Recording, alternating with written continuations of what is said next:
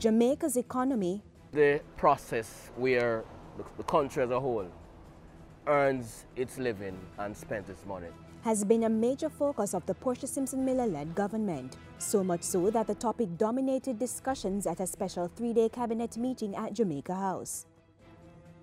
As you are aware, an impending deal with the International Monetary Fund IMF is part of the plans to fix the economy and get it growing again. So what has caused the delay? The IMF now wants to be absolutely certain of the viability of our commitments and our willingness and capacity to see them through. Plus, Cabinet wanted to sign off on the elements involved in the fiscal consolidation process. That's basically a policy to reduce deficits and the accumulation of debt. Jamaica's debt currently stands at $1.7 trillion. The goal is to increase the primary surplus, money the government has left after paying its debt, from 6.3 to 7.5% of the country's gross domestic product GDP by 2016-2017. The targeted reductions in our debt to GDP ratio will require a combination of measures, including revenue enhancement, or just to be clear, let me put it another way, tax measures will be required, wage restraint, a firm commitment on wage restraint in the public sector is likely to be a prior action requirement of the program. Government will also be prioritizing its expenditure while divesting public assets. The public sector transformation program will also be fast-tracked. 12 agencies, including the Customs Department, have been identified to become executive agencies to reduce the financial burden placed on government. And since government has finished the review of the tax waiver and incentive program, legislation will be enacted to complement those efforts. We have agreed also that there should be completed by year-end, calendar year 2013, preparation of omnibus incentives legislation, and a Charities Act, which will form the framework of new arrangements in this regard.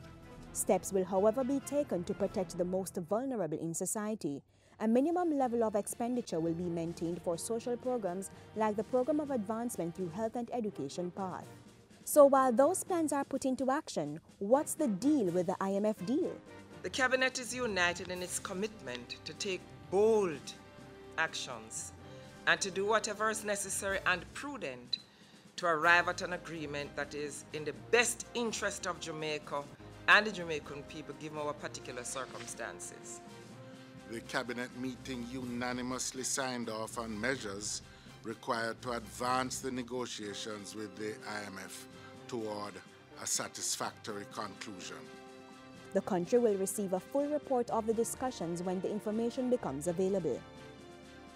But even as government tries to ink the best IMF deal for Jamaica, the Prime Minister has a word of caution. But the IMF is not all means to the solution of Jamaica's problem. That is why the government is working on a program to encourage investment and stimulate employment. Multi-billion-dollar investment projects are underway. Work is proceeding satisfactorily on the Mount Russell leg of North-South Highway and is expected to be completed by the end of the year. The Prime Minister also reported that work would commence on the ferry to Linstead and the Monique to Ocherius legs of the Mount Russell bypass once the requirements of the environmental agencies are met. The Jamaica Public Service Company's expansion project for 360 megawatts of power is also still ongoing, while work continues on the creation of agri-parks to boost urban and rural food production, and plans progress to establish Jamaica as a global logistics hub. We are far advanced in terms of the privatization of the Kingston Container Port. Already we have two serious interests. This will allow us to capitalize on the widening and modernization of the Panama Canal. There is a US $30 million private public sector development initiative, the Downtown Kingston Lifestyle Center, that will accelerate the redevelopment of downtown Kingston. serious commitments have been given by the local private sector to this exciting venture. Under a pilot project, Japanese aluminum company Nippon Light Metal will also be investing some $3 million in buildings and equipment to create a rare earth elements plant. Research showed that Jamaica's red mud has high concentrations of rare earth elements which can be beneficial to a number of sectors, including the electronics and ICT industries. Jamaica could earn billions of dollars in foreign exchange from the project.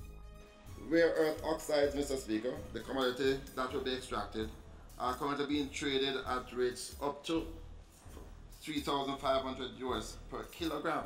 This resource presents an opportunity Jamaica must pursue and which must be managed in such a way that Jamaica and our people benefit significantly. The information and communication technology sector, which is a significant growth prospect for Jamaica, is not to be left out. Remember this? The Development Bank of Jamaica has put aside $20 million for on-lending to investors to finance and support the construction of information and communications technology ICT facilities.